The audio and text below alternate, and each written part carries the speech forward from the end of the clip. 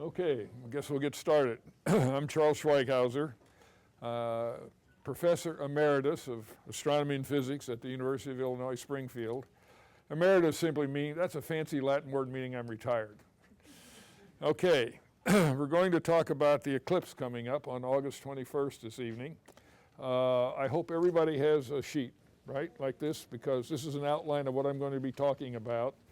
Although there's a bonus at the end that doesn't show up on here that I will tell you about when we get there. I know that some of you are going to have questions, which is fine. I'd be delighted to answer any questions, but I appreciate until you wait until I've finished. Just write them down on here or whatever, and I'll be glad to discuss anything that you would like to discuss. Can you all hear me back there? Yes. Yes, sir. Can you see this?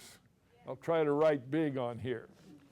Okay, we're going to talk about the eclipse. In order to talk about the eclipse, we have to first of all understand the relationship between the sun, the moon, and the earth.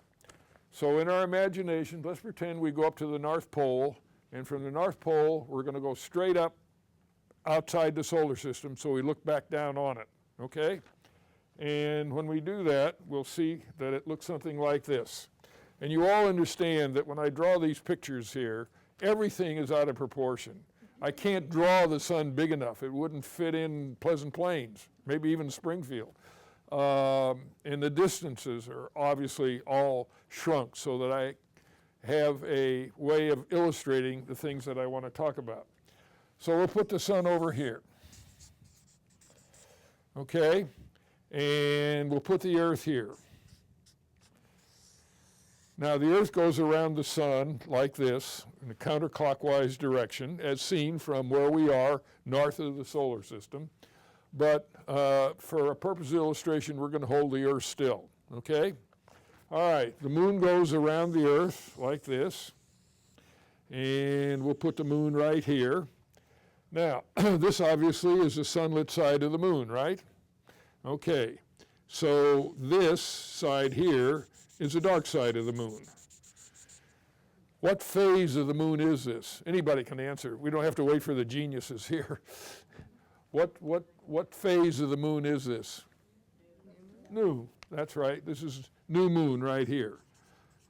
Because we can't see it. We're looking at the dark side. The sunlit side is over here facing the sun, obviously. All right, about 7 days later, the moon will have moved here. The moon goes in this direction around the earth, the same way that the earth goes around the sun, counterclockwise, as seen from where we are. Okay, so here is the sunlit side over here, and this is the dark side of the moon. When we look at it, we will see something that looks like this. What phase is that? Good heavens. Somebody knows. We call that first quarter, okay? So we'll write that up here like this, first quarter, okay? I remember it's been a long time since we It's been a long time, huh? Okay. Then 7 days later, the moon will be in this position right here. Here's the sunlit side of the moon. This is the dark side of the moon right here. What's this called? Full moon. Good. Okay. See, you do know. All right. 7 days after that, the moon is here. This is the sunlit side over here. This is the dark side over here, and we call this third quarter. That's right. So we'll write third quarter here. Okay? And 7 days later, the moon is back here. In other words, it takes the moon about roughly 28 days to go around the earth. The words moon and month, incidentally, are from the same root. Okay? They mean the same thing. All right. Now, if the moon is in its new phase right here, and it moves in front of the sun, it's going to block the sun, isn't it? So we're going to have an eclipse of the sun, right? Now, the moon is much smaller than the earth. It's only a couple of thousand miles in diameter, and it's really, really small compared to the sun, all right? But the moon is very close to the earth and a long way from the sun, so that when we look at it in the sky, it covers about the same amount of the sky as the sun does, and that is roughly half a degree. And I will come back and explain what it, for those of you who don't remember, I'll come back and explain what a degree is in just a few minutes. All right, so they're both about the same size as we see them in the sky, but the moon is so much closer that it can cover the sun, okay? Because they're both about the same diameter, if you want the fancy term, angular diameter in the sky, okay? All right, so we have an eclipse of the sun over here, and that occurs only at new moon. Now, 2 weeks later, 14 days later, the moon moves, or can move, into the Earth's shadow, like this. And we have an eclipse of the moon, all right? Because the moon is in the Earth's shadow. Everybody follow that? All right. Now, if you look at your sheets, there are 3 kinds of solar eclipses. There is a partial eclipse. That is when the moon moves in front of the sun, but it doesn't move exactly in front of the sun, so only a part of the sun is covered. That's called a partial eclipse. Or when we have a total eclipse of the sun, the moon, as it moves across in its orbit, it moves across the face of the sun. That's a partial eclipse. Then we have a total eclipse. Then it moves away from in front of the sun, and that's another partial eclipse for a couple of hours, or hour and a half, as we'll see. All right, there is a third kind of eclipse solar eclipse beside the partial and the total, and that is, we call that the annular eclipse. And I'm going to change pages here so I can draw a picture of that for you. All right, here's the Earth, and here's the moon going around the Earth. Now, the moon's orbit is very close to being a circle. But I want to tell you that circles don't exist in the real universe, okay? Circles exist only in our geometry textbooks, right? Or other kinds of mathematical books. So, but I'm going to exaggerate the moon's orbit a great deal so I can make a point here. Well, that's not a very good, I'm going to draw it out like this, okay? All right, that's just highly exaggerated, okay? Now, this is, a fancy word is ellipse. It's an oval as the moon goes around the Earth in this direction. If the moon is at this point right here, its closest approach to the Earth, we call that para-G. G means Earth. Peri is a Greek word, and it means nearby. Okay? Somebody's got a phone on up here. Okay. When the moon is farthest from the Earth in its oval-shaped orbit, that's called apogee. And that's its farthest point. All right? Now, you want to keep this in mind because I'm going to make a very important point, 2 very important points about this. Anyway, when the moon is in this position right here, it looks a little bit bigger. If I move here, for example, I look bigger to all of you, right? But if I move back here, that's perigee, or paradave. If I move back here, I'm at apodave, right? Or everybody else in here. I'm a little bit smaller. Well, the same thing happens to the moon. In other words, to be fancy about it again, the angular diameter of the moon is greatest here, and it's least here. So if the moon is in this position, in this part of its orbit, near perigee, then we can have a total solar eclipse. If, on the other hand, the moon is over here near apogee, then the moon is not big enough, its angular diameter in the sky is not big enough to cover up the sun. And so we have what's called an annular eclipse. If that's the sun, the moon can't quite cover it up, and so it looks like this. So we see, for a moment, the edge of the sun all around the edge of the moon. And this is called, the sun, called the annulus, hence the annular eclipse, okay? Now, annular eclipses actually are more common than total eclipses are. Some of you older folks may remember that in 1994, on May 10th, we were in the path, we here in Springfield and Pleasant Plains, were in the path of an annular eclipse. It was a beautiful day. I couldn't allow any, as some of you know, most of you probably know, we have an observatory on top of Brookings Library. And we have Friday night star parties. Many of you, I hope, have been there. And I opened the observatory on special events like eclipses and so forth. But I couldn't open the observatory on top of the library for our annular eclipse here because we'd had so many people, we couldn't handle them all. So what we did was on our biggest telescope there, which we have solar capability. That means we have a filter we can put on the front of the telescope. And then I put a small television camera on the back of it, and we ran feeds, that is cables, down the side of Brookings Library. And we had ABC, NBC, CBS, and CNN here. All of them with their trucks and mobile equipment and all that, broadcasting from our observatory and from Sangamon State at the time, all over the world. The eclipse, the annular eclipse all over the world, okay? It was a big day. Some of us were interviewed all over the world. It was a great day. And the weather was absolutely perfect, just like today.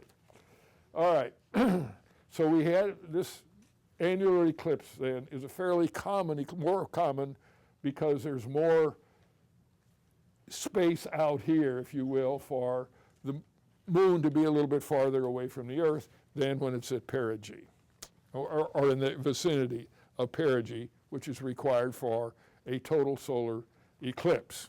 Okay, now, it also turns out, if you look at this carefully, that every time we have an eclipse of the sun, whether it be a partial, whether it be an annular, whether it be a total eclipse, 2 weeks later, we have a very good chance of having an eclipse of the moon, right?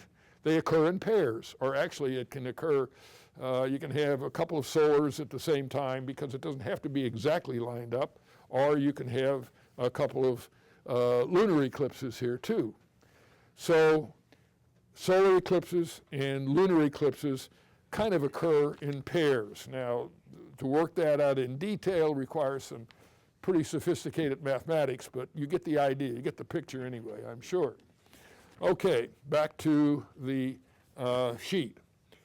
Now, the question now becomes, well, why don't we have eclipses of the sun and moon every month? Okay, well, let's explain that. Instead of looking down on the solar system now, we're going to change our perspective by looking at the edge of the solar system. In other words, we're going to be looking this way, so I'll draw our eye down here. Okay? Now, let's draw that perspective, and I'm going to go to another sheet of paper here. All right. Now, here's the sun over here. All right. This is the Earth's orbit. Now remember, we're looking at the edge of the solar system. This is the Earth's orbit right here. Okay? Here would be the sunlit side of the Earth. This would be nighttime over here. All right. So now the Earth is moving, if you will, out of the plane of the sheet of paper, around the sun like this, and then back behind here, and then comes around, and here it is again. All right. Now, it turns out that the moon's orbit is not in the plane of the Earth's orbit. The moon's orbit looks something like this. So here's the moon, or it could be down here, either above or below the plane of the Earth's orbit. If it's above the plane of the Earth's orbit, we can't have an eclipse, can we? If it's below the plane of the Earth's orbit, we can't have an eclipse, right? So eclipses can occur at this point right here where the two orbits intersect. Okay? Now, I've got a high-tech piece of demonstration equipment to show you what that looks like. 2 pieces of cardboard, okay? All right. Suppose where my hands are, this is the plane of the Earth's orbit. Everybody understand that? Okay. This here is the plane of the moon's orbit. All right?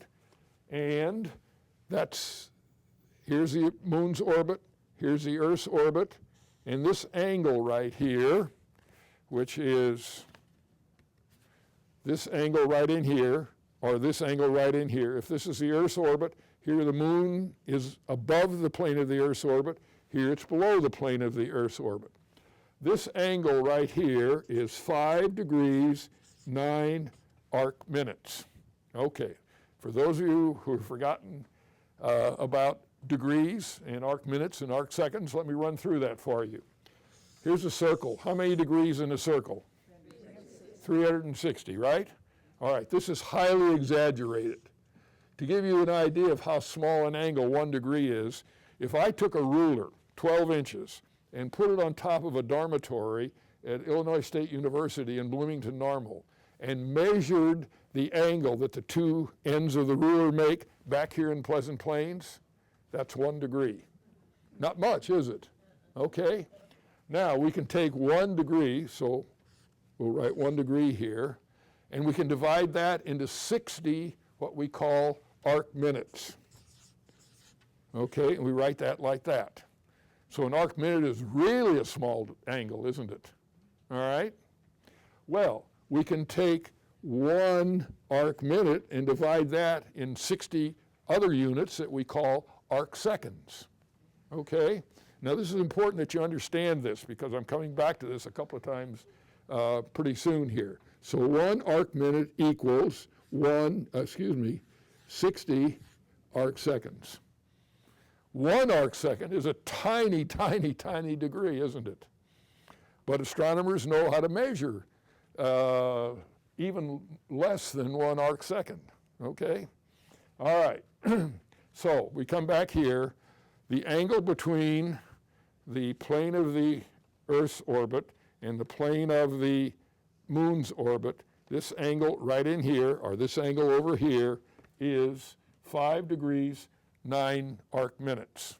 And that's why we don't have an eclipse every month, because the moon is either above the plane of the Earth's orbit or it's below the plane of the Earth's orbit. Okay, everybody follow that? Any questions? I won't say that. I'm going to hold your questions until we get to a good stopping point here. Okay, now if you look at your sheet, the next point I've made on here is the line of nodes, which probably nobody has heard of here. But it's very important in understanding eclipses. Okay, we go back to my demonstration here, okay? Here is this point right here, right? Okay? If you look at this, where the two orbits intersect, that's an imaginary line in the sky, isn't it? That's called the line of nodes. But it's very important to understand this, because we can only have an eclipse of the sun or the moon when the line of nodes, this point right here, this line that you see here, okay, is pointing at the sun. You follow that? Okay. If the line of nodes, this point right here, now it's pointing at the sun. But suppose it's pointing out here in space someplace. Can we have an eclipse? Nope. The line of nodes has to be pointing at the sun. All right? Does everybody understand that? I see some blank looks. Okay? Any questions about that? All right. Now, why does the line of nodes sometimes point at the sun and sometimes point it out in space someplace? And the answer is, not only does the moon orbit around the Earth, but the moon's orbit also orbits around the Earth. All right? We go back to this drawing right here. We measure that. This is sticking together for some reason. We measure that by almost always by the perigee point. This point and every other point on the moon's orbit also orbits around the Earth. How does that happen? It's because of gravitational influences of the other planets in the solar system, and actually some of the moons too. Mathematically, it's very complicated, okay? But you all follow what I'm saying. Not only does the moon orbit around the Earth, but the moon's orbit also revolves around the Earth. The imaginary circle. It's what? The imaginary circle that we can't see. Yeah, it's an imaginary point, Right. but it's a real point too, okay? And we usually measure it by the perigee right here, okay? So, most of the time, the line of nodes is not pointing at the sun, it's pointing off in space someplace. And therefore, we don't have eclipses every month. Okay? Follow that? Okay, this is the easy part. All right. Okay, now. It's not hard to understand, is it? No. Okay. All right, back to your sheets again. Now,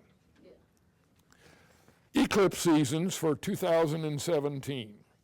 Last February 11th, there was a penumbral lunar eclipse.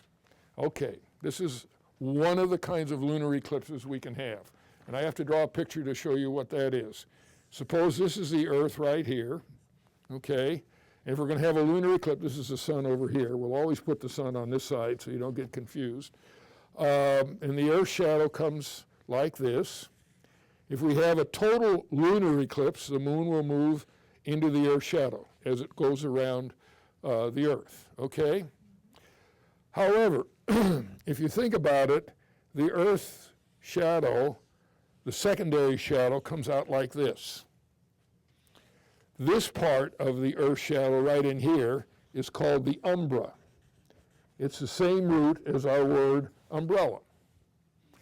This part of the Earth's shadow here is called the penumbra. It's a very weak part of the Earth's shadow. When the moon moves through the penumbra, we'll have a penumbral eclipse. Now, this is not a deep shadow. This is not. I have never been able to see the moon when it is in the Earth's penumbra. I just can't see it. Even when I was younger, I couldn't see it, okay? Most people can't see it. Some people say they can, but I can't.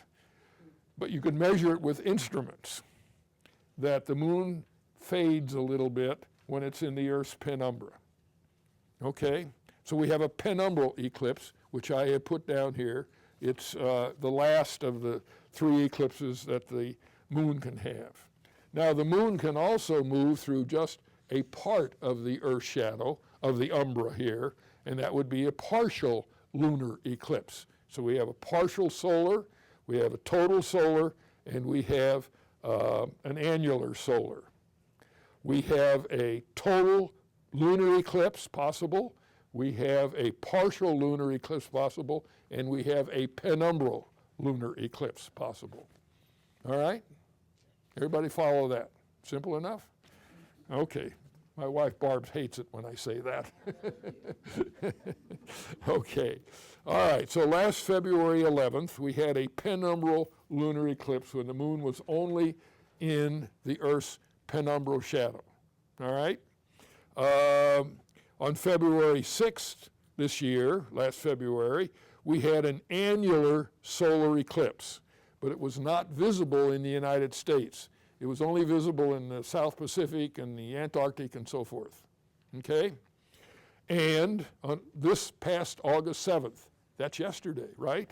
There was a partial lunar eclipse, but it wasn't visible in the United States. The moon wasn't up when we had this partial, okay? Other parts of the world saw it, but we didn't. And then finally, the final eclipse of this year is on August 21st. That's a total solar. This is the biggie. This is the big one that everybody is getting so excited about. All right?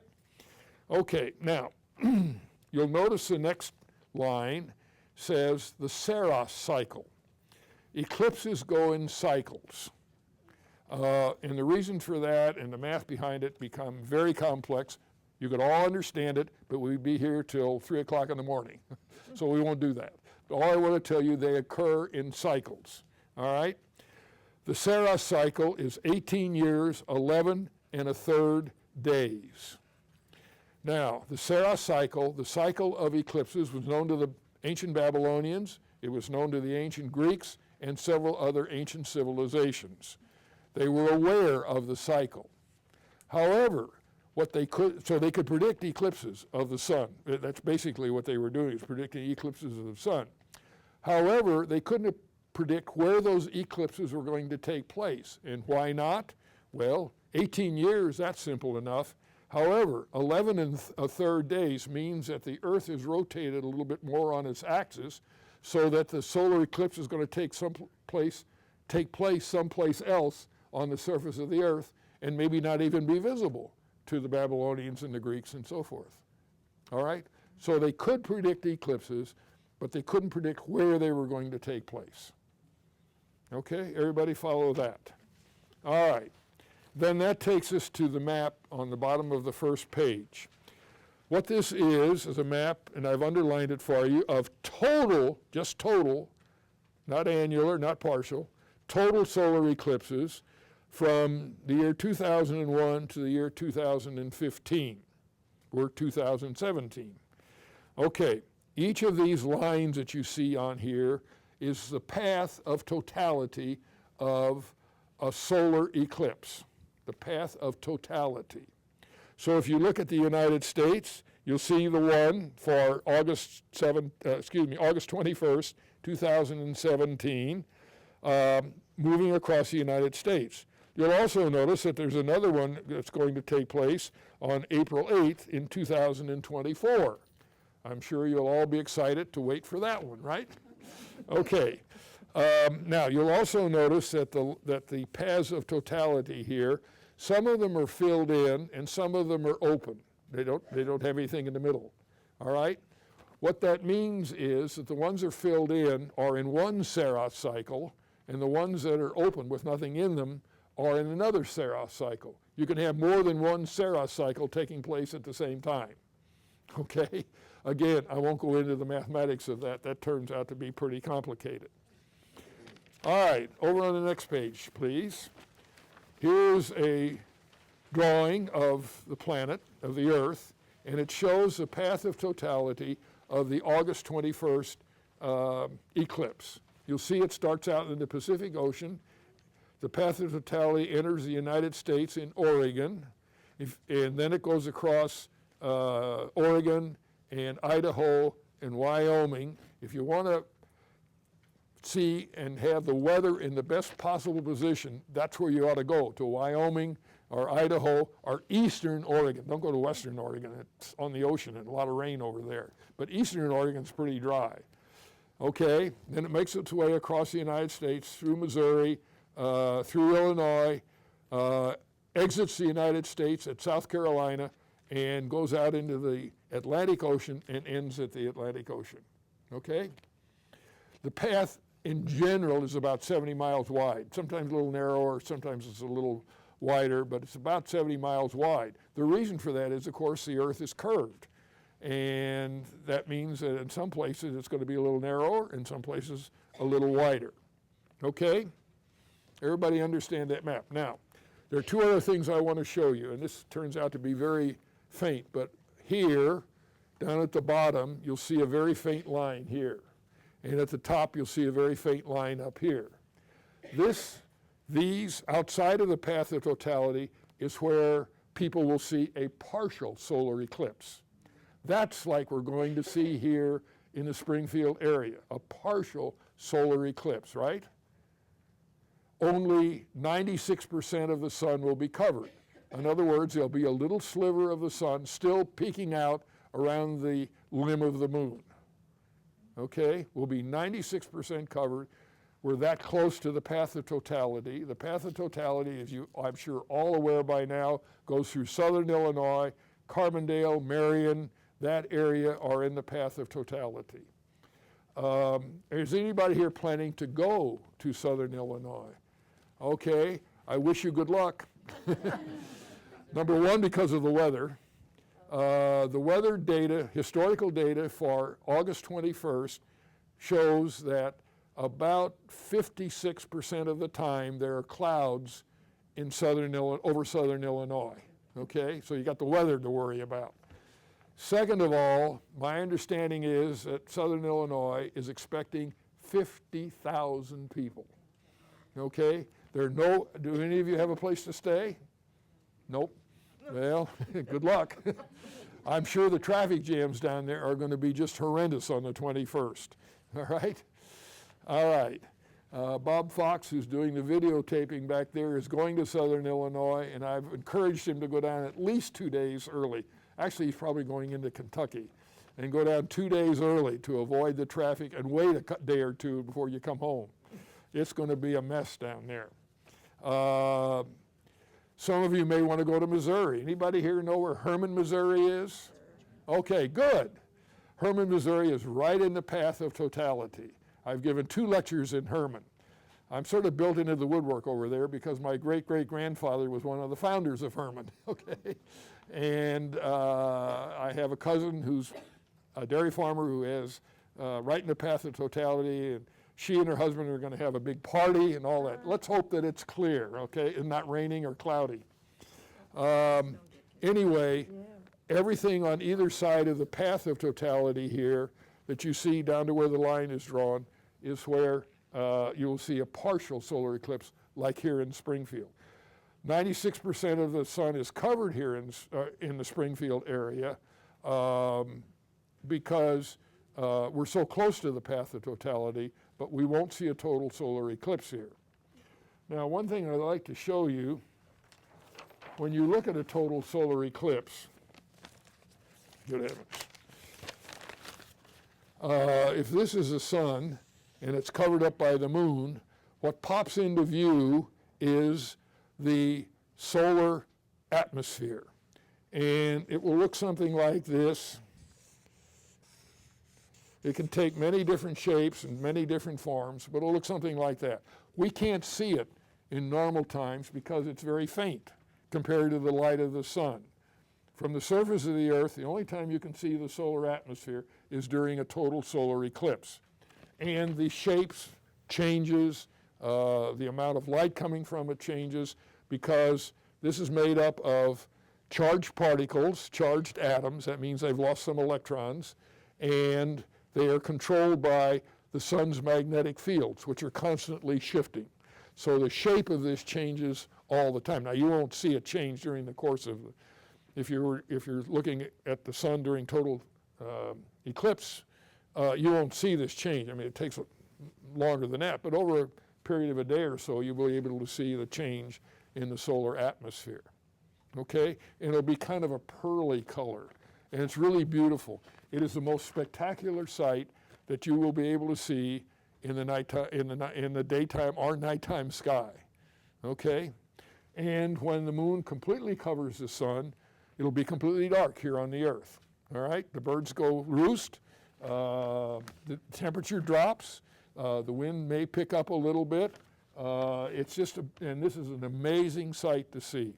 I used to tell my students, make sure sometime in your lifetime you see a total solar eclipse. If you have to, sell your wife, sell your husband, sell your kids. Make sure you go see a total solar eclipse sometime. Okay, it is the most spectacular sight that we can show you in the sky. All right? Okay, now, under the picture here on page 2 of the Earth, I have put the times. Now, this is for Springfield. Here in Pleasant Plains, the difference in time is minuscule. You'll never notice the difference. So what's on here is good for Pleasant Plains and all of Sangamon County, too. I mean, there may be a difference of a second or two, but that's all. All right, the first contact between the moon's disk, that is the eastern limb, and if you look at the diagram that I put here, this is east this way, this is west this way. The moon will begin to move in front of the sun, roughly in the direction in which I've drawn it here. The first contact with the eastern limb of the moon and the western limb of the sun will occur at 11:52, well, in 7 seconds. You'll never be able to see that 7 seconds, okay? All right, that's Central Daylight Time, CDT. The maximum eclipse, 96% here, will occur at 1:18 in the afternoon, that's Central Daylight Time, PM. The eclipse ends at 2:43 p.m. Central Daylight Time. All right, the total time from first contact to maximum eclipse is an hour and 26 minutes. All right? You know, watch, this is all partial now. This is partial, the partial part of the eclipse. All right? That's kind of like watching paint dry, right? You don't want to watch the whole thing or stare at the whole thing. All right? All right, then maximum eclipse, partial eclipse here in Springfield ends at 1:24:42 seconds. You'll notice a difference there of about 2 minutes. Why? Because you have to remember, as the Earth rotates, the sun is moving from east to west across the sky. So the moon has less of the sun to cover after the maximum partial eclipse here than it did moving into maximum partial eclipse. That make sense to you? No.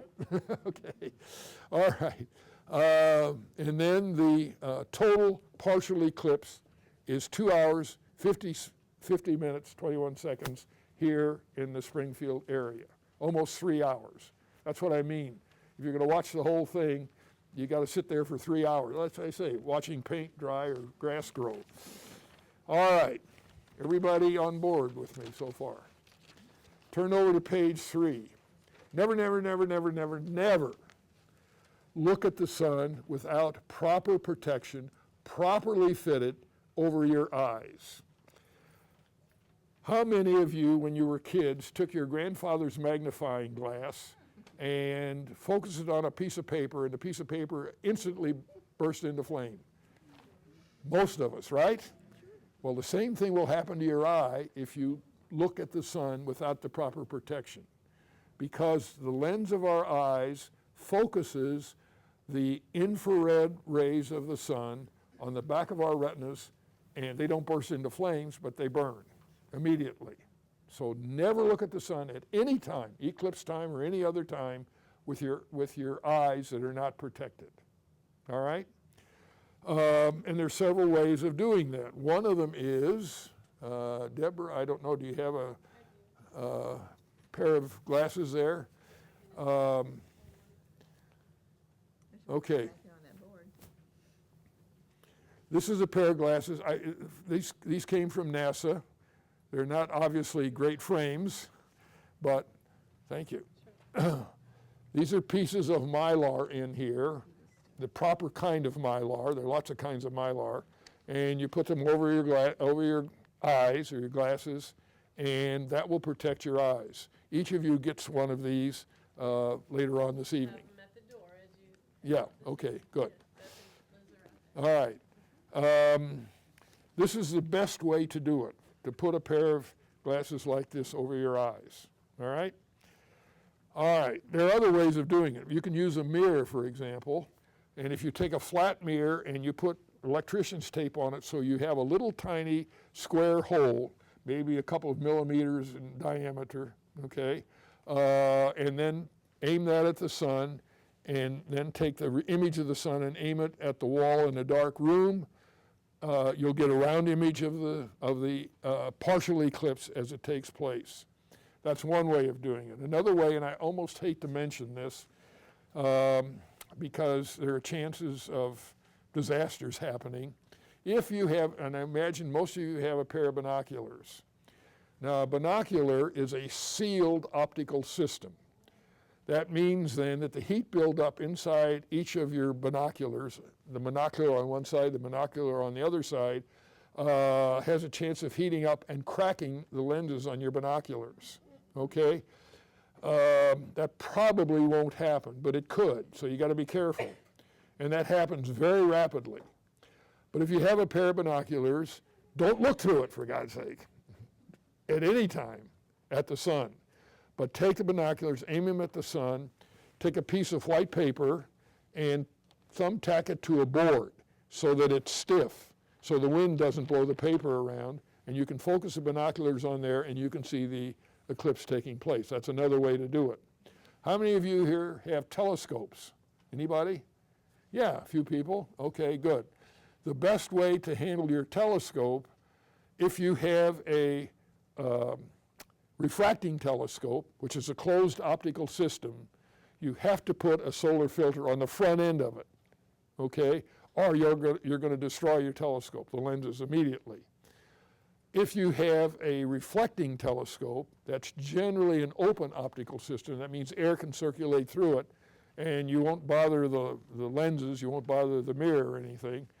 Take the telescope and aim it at the sun, and the image of the sun will come out through the eyepiece, and you can take that image and you can focus it a foot or so away from the end of the eyepiece, and again, take your white piece of paper, tack it to a board so it's stiff. That will also give you an image of the sun. So that's another way of doing it. Okay? Everybody understand it. Please, please, please don't look at the sun without the proper protection. Okay? All right, and I've given you a place where you can get these glasses, but the library here has a set of glasses for everybody in the audience this evening. Okay, I will pause here. Any questions or comments you'd like to make? Yes? Is there a time limit or anything where it's safe to look through those glasses? Oh, say it again? Is there like a time? No. As long as you have, these are NASA approved, as long as you have these, you can look at the sun. And the other thing is, you can look at it doesn't have to be an eclipse, you can look at the sun anytime. If there's a big sunspot group on the sun, you'll be able to see it through these glasses with your unaided eye. No telescope needed. But it has to be a big sunspot group, which occur not infrequently. So you might check it out, every week when it's clear like it was today, and see if you can see some sunspots. Okay, any other questions? Yes? This is a little off subject, but you. I'm sorry, say it. This is a little bit off subject, but you were talking about the Babylonians and Greeks Yeah. knowing about the Saros cycle. Yeah. So they must have known that the Earth was round. Oh, absolutely. Aristotle showed that. And how did he do that? Through an eclipse of the moon. Because when the moon was in eclipse, or it was moving into the Earth's shadow, the umbral part of the Earth's shadow, that would be curved, wouldn't it? And that showed him that the Earth was round. So where did I get the idea that dumb people in the Middle Ages thought that Columbus was going to just go off the ocean? Yeah, you got it. Dumb people. That's right. Uneducated people. That's right. I mean, there's still a few flat earthers around. Okay, a flat earth society. Dumb people. You're right. You got it. You hit it right on the nose. Okay? No. Every educated person from the Greeks on knew that the earth was a sphere. Okay? Any other questions? Yes? The Weather Channel's going to televise the whole thing. Say it again? The Weather Channel's going to televise the whole thing. Yes. Oh, I can't tell you what, I mean, if you Google solar eclipse 2017, you're going to find more websites than you can possibly ever look at in a lifetime. It's incredible. Even little towns like Fayette, Missouri have their own website. That's in the path of totality. Herman, the Chamber of Commerce has its website. One of the wineries in Herman, Stone Hill, has its own website. A lot of people are going to make a lot of money off of this. I hope it's clear. I hope they make a lot of money. If it's cloudy, then not so good. You're absolutely correct. Yeah. Somebody else had their hand up. Yes, Carolyn. Where will you be watching this? Pardon? Where will you be watching? Where will I be? Well, I'll tell you. I've seen a lot of solar eclipses. I'm not going to see this one because I'm going to be salmon fishing in Alaska.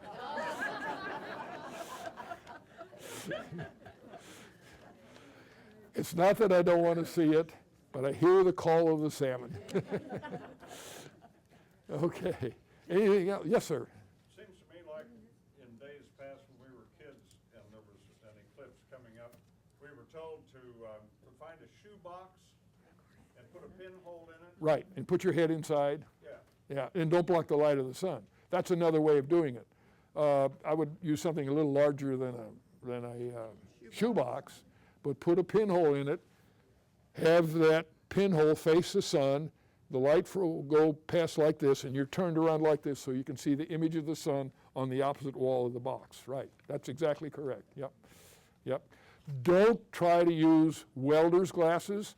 That won't work. No matter how thick they are, how dense the glass is, that won't work. Don't use the bottom of beer bottles, that won't work. Don't use stacks of film, that won't work. I don't know whatever else people have devised to try to look at these. Get the glasses. And you'll get them tonight, so you're going to be in good shape. Your telescopes sometimes have lenses that are solar lenses that you can look at. Say it again. Telescopes sometimes have a. Oh, yes, on telescopes you can put filters. Yeah. Okay, in the eyepiece? That's one way of doing it, but you have to have an open optical system if you're going to have a solar filter in the eyepiece. Because if you have a closed system, then you're going to heat it up immediately and crack lenses. So you have to have a system like a reflecting telescope that's open where air can circulate. Yeah, yeah. Now, our 14-inch telescope on top of Brookings Library is a closed optical system, but we have a solar filter that we can put on the front of that. So are they going to be broadcasting from there this time? Pardon? Are they going to be broadcasting from there? No, no. John Martin, my successor in astronomy at the university, is taking his young daughter, about your age, out to Wyoming to see the eclipse, where the weather's going to be good, probably. All right? And I'm going to be fishing in Alaska. Okay, I saw some other hands. Yes, go ahead.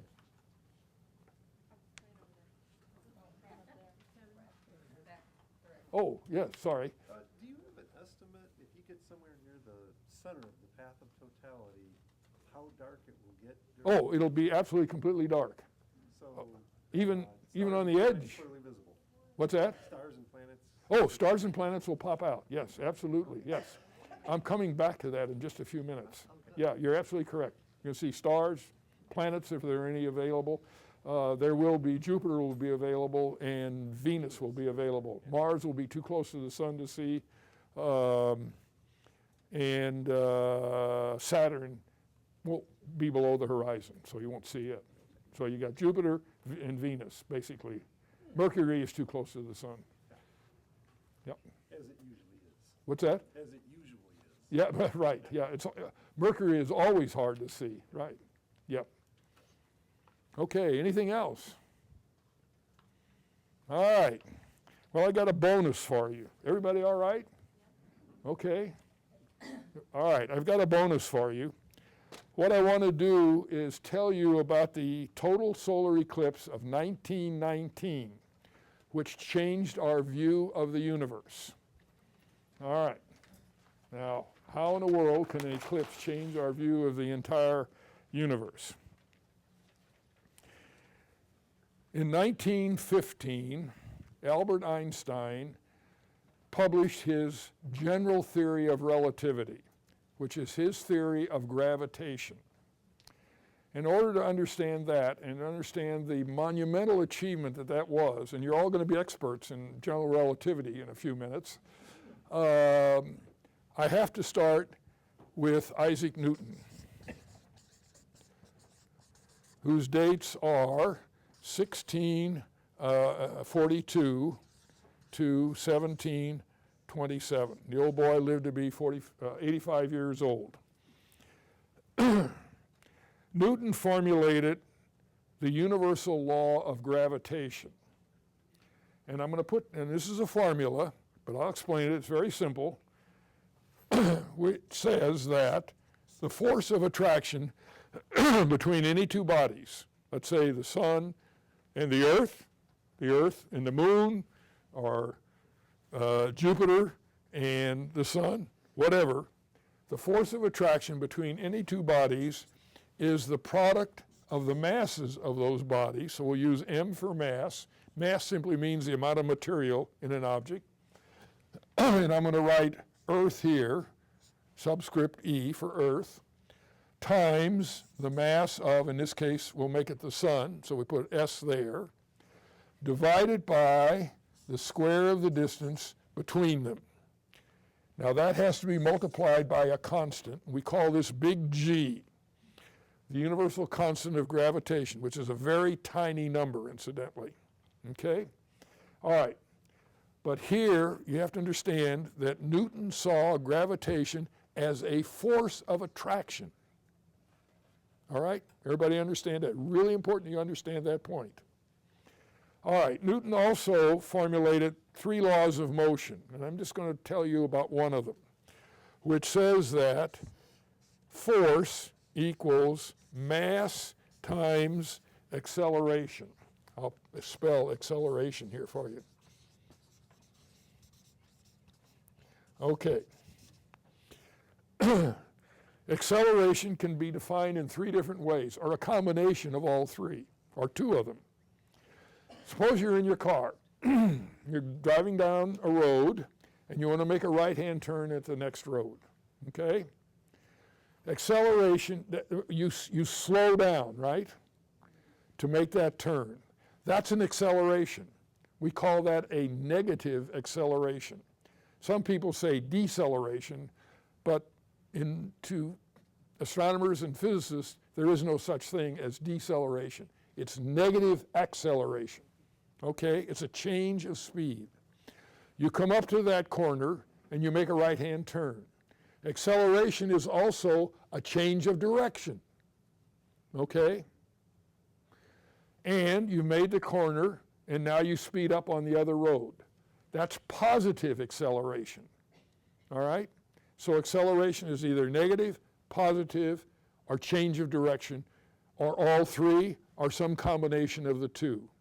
This means that planets going around the sun in their oval orbits are constantly changing speed, so they're constantly accelerating, positively or negatively, and they're constantly changing directions, right? So they're accelerating in that sense too. Everybody understand acceleration? Okay, let's go back to Newton's second law here of motion. Suppose that you're going to hit a golf ball. You tee it up, golf ball about that big, right? You tee it up, you take your driver, and you smash it, okay?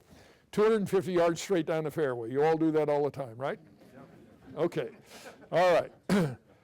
That golf ball has been accelerated by the force of your driver hitting it, okay? It accelerates very rapidly at the beginning, and then it slows down, but it goes like this, right? It's constantly changing direction. So it has positive acceleration, then negative acceleration, and change of direction. Okay, so it accelerates. The mass of the golf ball is very small, and this is acceleration. Now, suppose instead of a golf ball on your tee, you put a bowling ball. You take your driver and you hit it with the same force that you hit the golf ball. And what happens to the bowling ball? It dribbles off the tee, doesn't it? All right? In other words, its acceleration is much less because its mass is much greater. And you multiply these 2 together to get force, and I won't go into the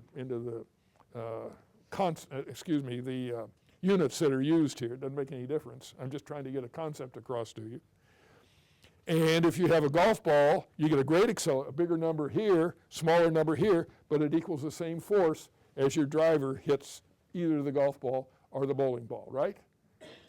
Everybody follow that? All right, what Newton said was that this force here equals this force here. All right?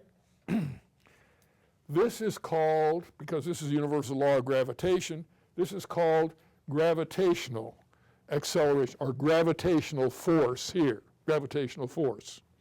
Here, and this is a word you may not be familiar with, this is called inertial force. And Newton said the 2 were the same. Every scientist of Newton's generation and beyond for 200 years said, no, they're not the same, it's just coincidence. Okay? And then a fellow by the name of Einstein comes along. And Einstein, I'll write this down so you all know what it looks like. Einstein said Newton was right, but he wasn't quite right. Einstein said that inertial force and gravitational force are a fundamental fact of the universe. Okay? They're the same all over the universe. It's a fundamental characteristic of the universe. that inertial force and gravitational force are the same. All right. And then Einstein, he published his special theory of relativity in 2005. And in 2015, 10 years later, he published his general theory of relativity. And he had this enormous insight. And the insight that he had was that acceleration, just like we've been talking about, acceleration equals gravitation.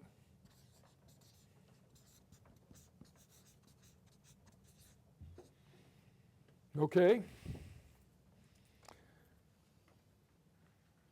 The way Einstein's mind worked is as follows. When he had an idea, he first visualized it. All the mathematics, the difficult arithmetic, the difficult mathematics, all of that came later. He visualized what was happening. In his autobiography, he said when he was 15 years old, and this is just an example I'm giving you of the way he visualized things, when he was 15 years old, he asked himself the question, what would the universe look like if I were traveling on a beam of light at the speed of light? Okay? He tried to visualize that, 15 years old. How many of us at 15 thought about that? We were thinking about boys and girls, weren't we? Not Einstein. All right. So when Einstein got the bright idea that acceleration, oops, I missed my N here, acceleration equals gravitation, he visualized what that might look like. And I'm giving you the exact imagery that he used.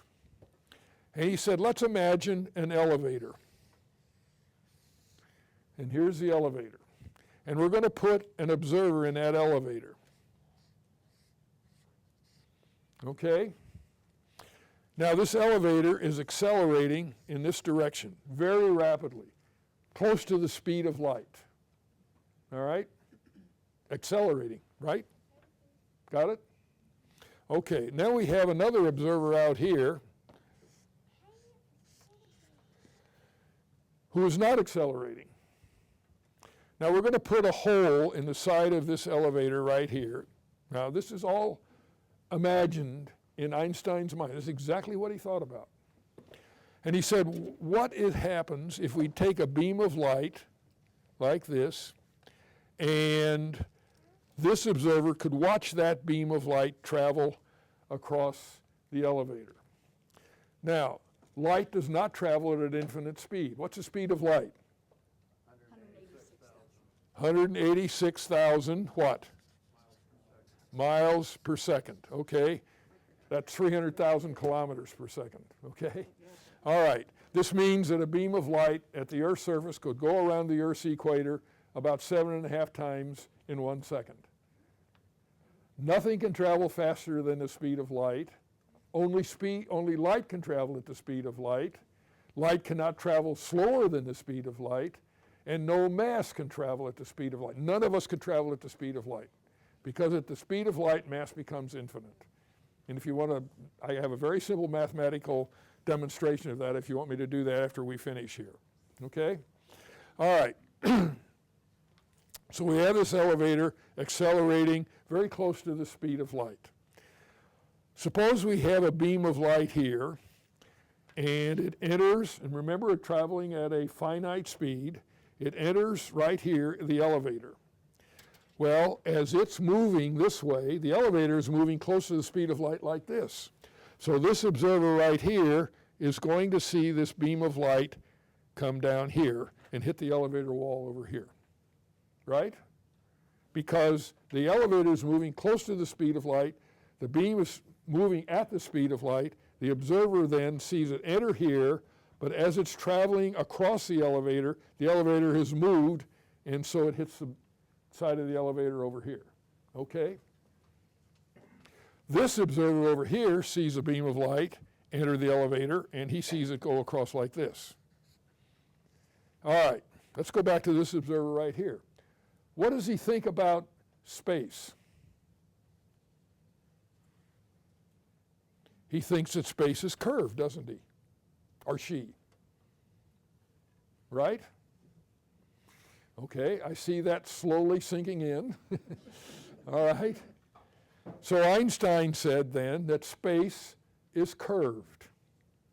As a matter of fact, we should use a more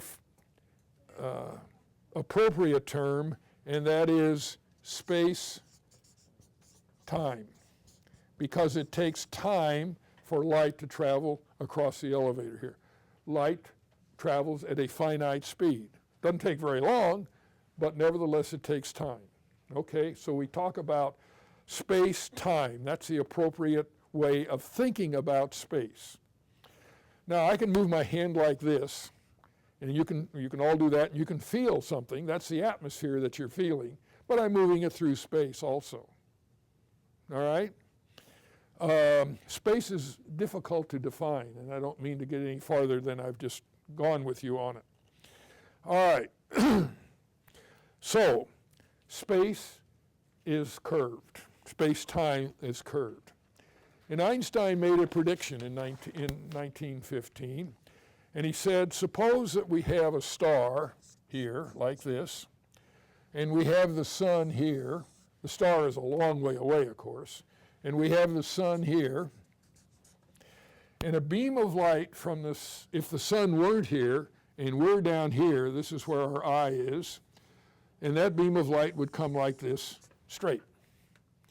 But he said if the sun is here, which is an accelerating mass, right?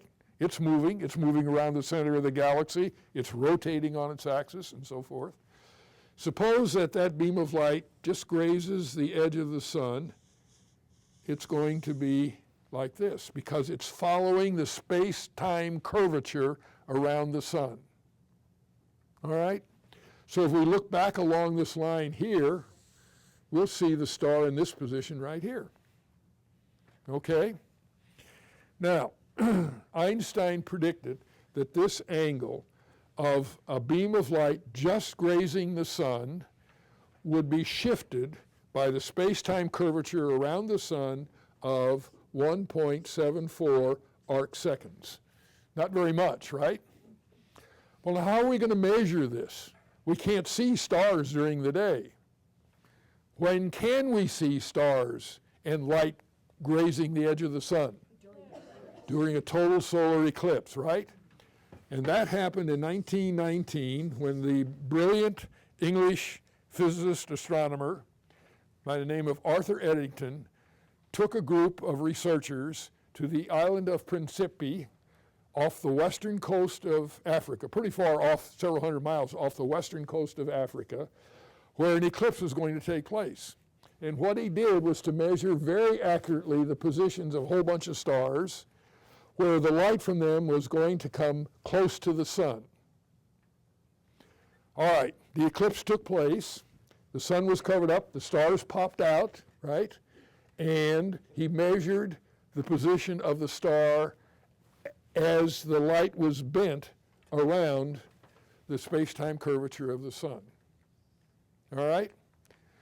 His best measurement was 1.69 arc seconds. Well, that's pretty close, isn't it? Okay? When you consider how tiny, tiny an angle an arc second is. And if nothing else sticks with you, astronomy is the science of precision. Okay? All right. Eddington sent a telegram to Einstein, who was back in Germany at the time, and said that, Albert, you're correct. Well, the telescope arrived at Einstein's study in an envelope, and Einstein just took it and threw it on his couch. And his secretary came in and says, Dr. Einstein, aren't you going to open the envelope and see what Dr. Eddington said? And Einstein said, I know what it says. And his secretary says, but what if you're wrong? And Einstein's retort was, then I should feel sorry for the poor Lord. This points up a very important point about science, and that is, if you're going to do science, you have to have confidence in what you are doing. And if you're an Einstein, of course, you're going to say, I'm right and the Lord is wrong. Okay? Confidence is so important in science. You've got to know, you have to have confidence in what you are doing. All right? So now you all understand a little something about general relativity, right? And since this time, this measurement has been made with eclipses numerous times. They're very difficult to make, but they've been made in other ways too. For example, if we have a distant object, and we'll make it look like this, okay, and this is a quasi-stellar radio source, QSS. We have a distant object like that, I mean, long way away, billions of light years away, and it's pouring out light, and we're down here on the Earth, so here's our eye, and there's an intervening, let's say, mass of galaxies here, okay? Light will be bent as it goes by this huge massive cluster of galaxies here, and we will see multiple images of this quasar. I won't go into the arithmetic of why that occurs. This was first measured at the multi-mirror telescope in Arizona. I happened to be there right after this measurement was made in 1979, I think it was.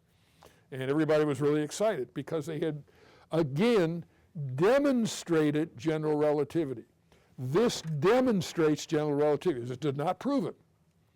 Here's another point about science. Science cannot prove anything. That sounds funny to say, being a scientist, right? But that's true. Science cannot prove anything because one measurement that does not fit the theory, or the law, if you want to call it that, and you have to start all over again. Okay? So science never has proof of anything. All science can do is disprove something, and even that is pretty shaky.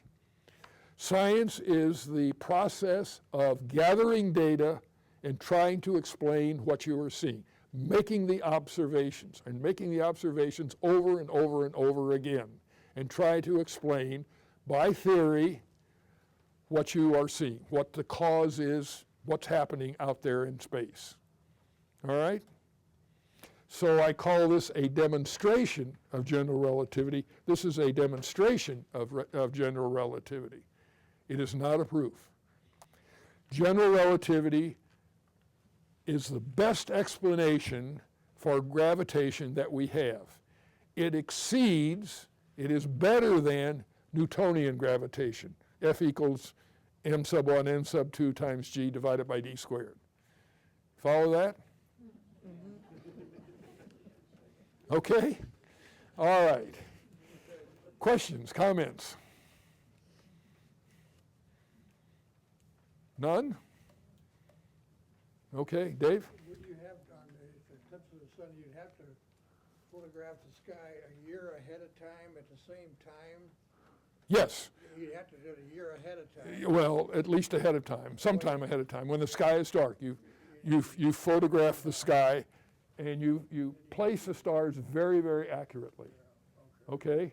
And then when the eclipse takes place, during the day, of course, and the nighttime sky pops out, then you find out that the star has moved. And of course, this immediately raises epistemological questions. What's reality? This is reality, and this is reality. All right? Okay. Any other questions or comments?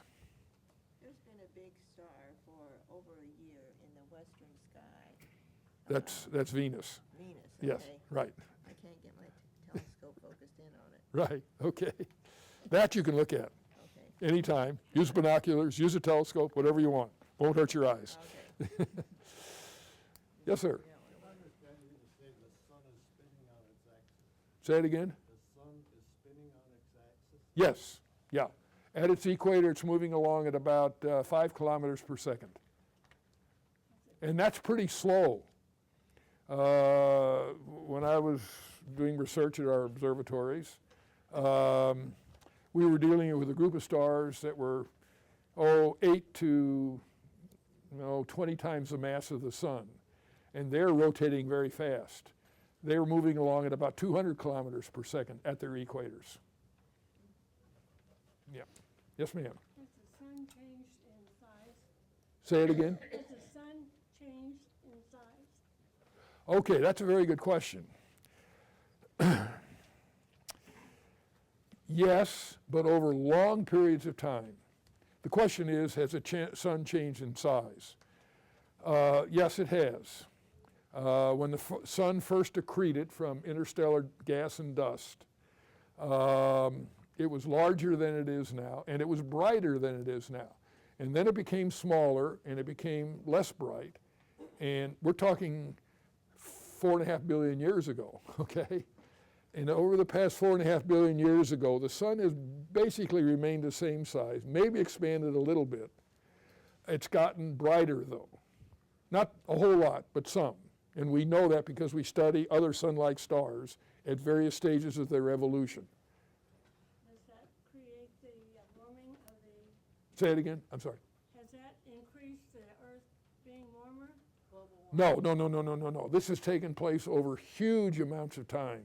The Earth has gotten warmer and cooler and warmer and cooler a long number of times in that period, great number of times in that period. There was a time when the whole Earth was covered with ice.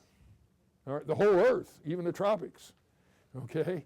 And what saved us from permanently being ice-bound, this is long before there was anything but the most primitive forms of life, bacteria and so forth, were the volcanoes.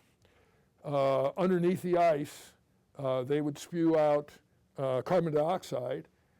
They would melt some of the ice. The carbon dioxide would get into our atmosphere, and that would warm up the planet, and that's what saved us from being permanently ice-bound. But that was 4 billion years ago, 3.5 billion years ago. Okay, and we have good evidence for that. The geologists and the geophysicists and so forth have good evidence for that. Okay, any other questions? I'm sorry, yes. Approximately how many years until the moon will move far enough away from the Earth that we will no longer have total solar eclipses? Okay, that's a very good question. The moon is moving farther away from the Earth. All right, in other words, the angular momentum of the system is being transferred to the orbit of the moon. And the Earth is slowing down. That maintains angular momentum. Angular momentum has to be maintained, okay? So we're talking when the moon reaches its maximum distance from the Earth, boy, it's been a long time since I've had to answer that question. I would say several hundred million years anyway, maybe 1 billion years. I'm just not sure. I just don't remember. But it's going to be a long time, okay? I'm not going to be around. Yes, ma'am. What's the angle of the Earth? We're not straight up and down. No, we're tilted 23.5 degrees, roughly 23.5 degrees now, to the plane of our orbit, okay? So if this is perpendicular to our orbit, and this is our tilt, this angle in here is roughly 23.5 degrees, which is changing slowly, incidentally, all right? It's that change in the tilt of the Earth's orbit, a little bit, the change in the perihelion point of the Earth around the sun, except we call it perihelion, that it's close to helios being the Greek word for sun, because the Earth's orbit is also revolving around the sun, all right? So the perihelion point is changing, and the eccentricity of the Earth's orbit is also changing for a number of complex gravitational reasons, all right? Those added together give us the cycle of ice ages and warming. Now, what's happening now with climate change is, because we're dumping a lot of carbon dioxide and methane and so forth into the atmosphere is warming much, much faster than it ever has in the past, okay? And that's because of human activity. Okay, any other questions or comments? Well, thank you all very much. It's been fun talking to you.